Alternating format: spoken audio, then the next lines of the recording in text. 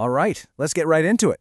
We're going to travel back in time, more than 2,500 years, to meet a thinker who didn't just look at the world around him, he imagined a completely new blueprint for the entire universe.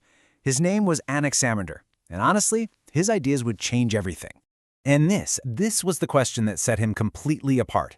You see, while everyone else was trying to figure out what stuff the world was made of, things they could actually see and touch, Anaximander asked something much weirder. What if the source of it all is something we can't see at all? So, to really get a grip on his wild ideas, we first have to understand where he came from. Anaximander wasn't just thinking in a vacuum. He was a product of his city, the bustling port of Miletus. I mean, look at this timeline. He lived during an absolutely extraordinary period. Miletus in the 6th century BCE wasn't just some city. It was basically the center of the known world, a total economic and intellectual powerhouse. And he was a man of action, too. He even led a colonial expedition, which tells you he was a pretty big deal, a respected public figure. Yeah, just try to imagine the information overload Anaximander was living in. This was not some quiet, sleepy town. This was Miletus. Picture ships pulling in every single day. And they're not just bringing goods, they're bringing data. Maps of coastlines nobody had seen, drawings of weird animals, stories about how the stars look different from other places. When your world is just flooded with new, often contradictory information like that, you need a much bigger, more abstract way to make sense of it. Now, Anaximander learned from the best. His teacher was Thales, the guy famous for being one of the first to try and explain the world rationally without myths.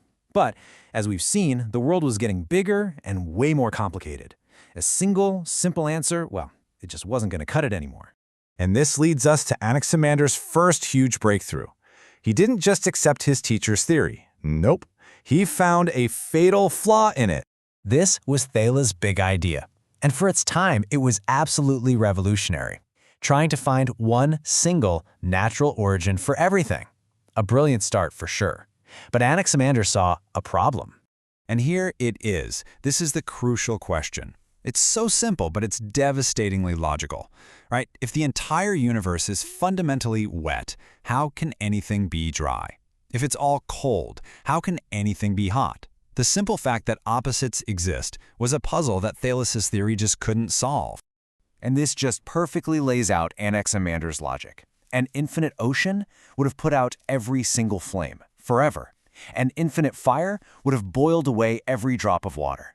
The very fact that our world is a place of balanced opposites, hot and cold, wet and dry, proved to him that the source couldn't possibly be any one of them. So if the answer wasn't water, or fire, or air, what in the world was it? This is where Anaximander makes this incredible intellectual leap, straight into the abstract.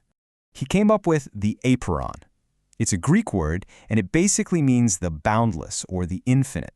It's not something you can point to. It's this limitless, undefined potential from which all the defined things in our world, like water and fire and rock, come from.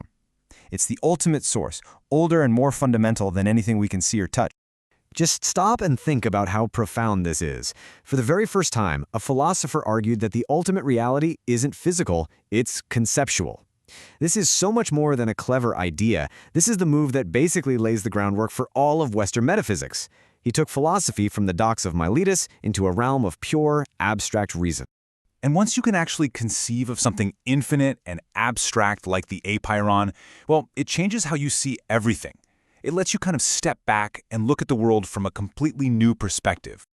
And he literally tried to draw this new perspective. His map, which to us looks pretty inaccurate, was this revolutionary attempt to take all that messy data flooding into Miletus and put it all together into a single, objective, God's eye view. It was an attempt to see the entire world at once, not just the little piece you can see from your hometown. This new way of thinking, this abstract thinking, also let him solve an ancient cosmic riddle. For centuries, people just assumed the Earth had to be resting on something. And it makes sense, right? I mean, everything we know needs some kind of support. But Anaximander's solution was pure logic. It wasn't about what he could see. He argued that if the Earth is at the perfect center of a symmetrical cosmos, then there's no up or down for it to fall towards. It just hangs there, suspended, because it has no reason to go one way rather than any other. It is held in place by perfect balance. I mean, what a stunningly modern idea. Now, he didn't get everything right, of course. He imagined the Earth as a kind of drum or a cylinder. But the key thing here isn't that he was right, it's how he was thinking. He was using reason and principles of symmetry, not myths or just what he could see, to build a model of the cosmos. And Anaximander's vision went even deeper than that. He didn't just describe the structure of the universe, he actually came up with theories about its inner workings, its morality, and even the origin of life itself. This is it. This one sentence is all we have left in his own words. It's dense, it's poetic, but it basically contains his entire worldview. He sees the universe not as some chaotic battle, but as a system that's governed by law and by balance. So what on earth does he mean by injustice? Well, think about the seasons. For Anaximander, when summer's heat takes over the world, it commits an injustice against the cold.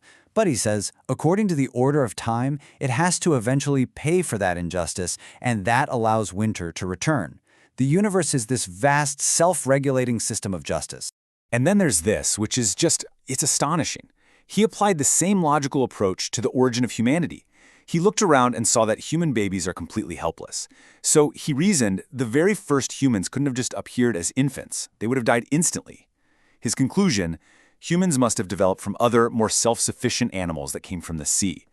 It's a line of reasoning that feels thousands of years ahead of its time. So, how do we think about Anaximander? His logic was sharp, his observations were keen, his theories were absolute game changers, but his language was all about justice and poetry and cosmic order. He really stands at this fascinating crossroads in human thought, a man who gave us a universe born from an infinite, abstract idea. And that is a legacy worth thinking about.